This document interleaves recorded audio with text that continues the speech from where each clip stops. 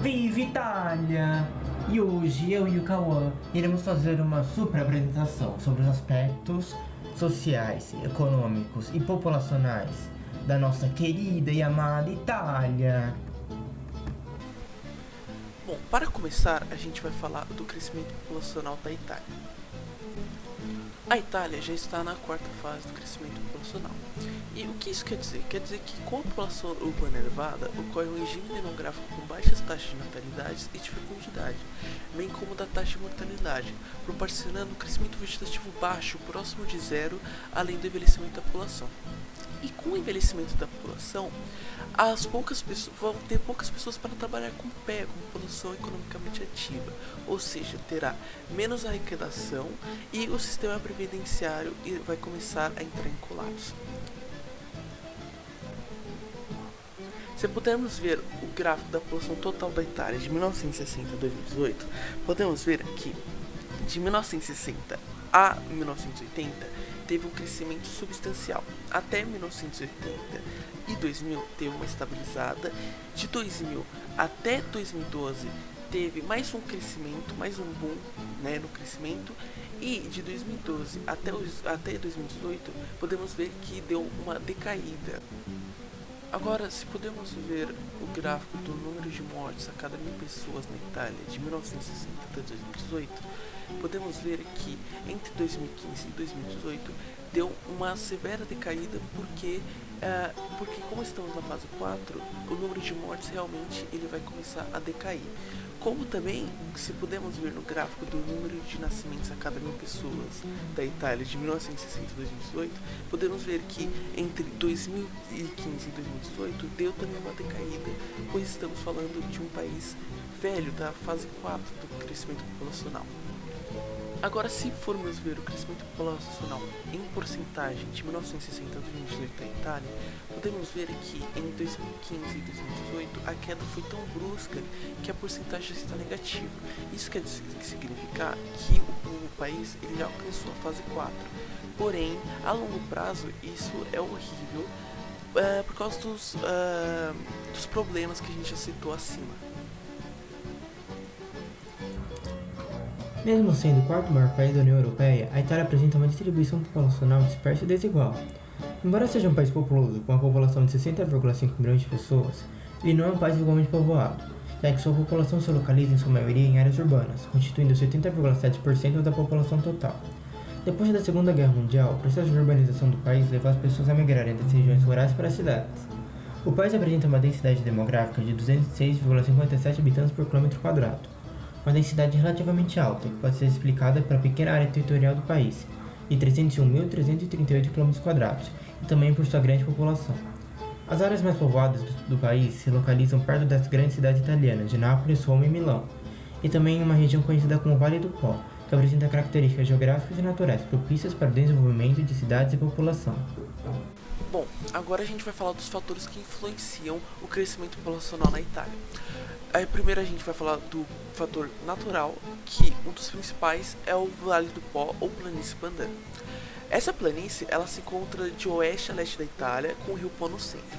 Ela cobre 46 mil km², sendo essa a maior planície da Itália e abrangendo as regiões de Lombardia, Veneto, Piemonte e Emília-Romana. Em 1994, a planície abrigava quase 15 milhões de pessoas, sendo que cerca de 30 dessas pessoas trabalhando no setor terciário e 40 no setor secundário. O território é utilizado largamente na agropecuária, onde ela é dividida entre alta planície e baixa planície. A alta planície ela é caracterizada pela superfície seca e sua vegetação de tórga, e se é cultivado bastante cereais e ervas medicinais lá. A baixa planície já é caracterizada pela abundância de água, o que permite o desenvolvimento das culturas forrageiras, resultando na produção de carne e laticínios, e de áreas irrigadas como, por exemplo, os arrozais. Uma curiosidade muito legal da planície padana é que tanto o queijo grana padano e o parmigiano reggiano, que são um dos melhores queijos do mundo, são feitos nessa região. Porém, um queijo é contraparte do outro, sendo que a grana é feita na parte norte, enquanto o parmigiano é da parte sul. Agora a gente vai falar do fator econômico, e esse foi um dos principais fatores no que consolidou e fez o que a Itália é hoje em dia, que é um país desenvolvido, industrializado, e um país também que está atualmente na fase 4 do crescimento demográfico. E o fator em si que a gente vai falar é o milagre econômico italiano, que foi um período para designar o boom econômico entre o final da Segunda Guerra até o final dos anos 60. Esse é um período que trouxe várias mudanças no país, sendo essas a transformação de um país rural e pobre, que era a Itália, para uma grande potência industrial e urbanizada. Além disso, trouxe várias mudanças sociais e culturais, especialmente o êxodo rural para as cidades industriais, novos meios de transportes, como ferrovias e rodovias que foram construídas, meios de energia, como a construção de barragens e usinas, e até mesmo vários blocos habitacionais foram construídos para suportar o crescimento demográfico. Porém, isso trouxe a superlotação e a criação das periferias urbanas. E foi nessa época também que vários bens de consumo, como veículos, máquinas de lavar e televisões, foram barateadas.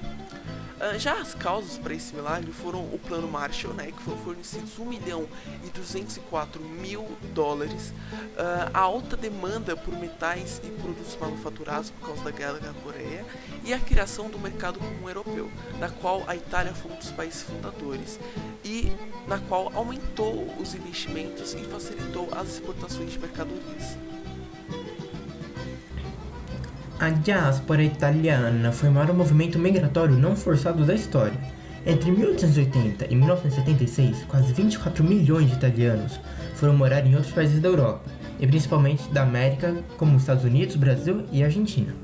Os primeiros movimentos imigratórios da população italiana começaram antes da famosa Unificação Italiana, que foi um movimento de unificação da Itália como um país, que posteriormente era constituído apenas de várias regiões.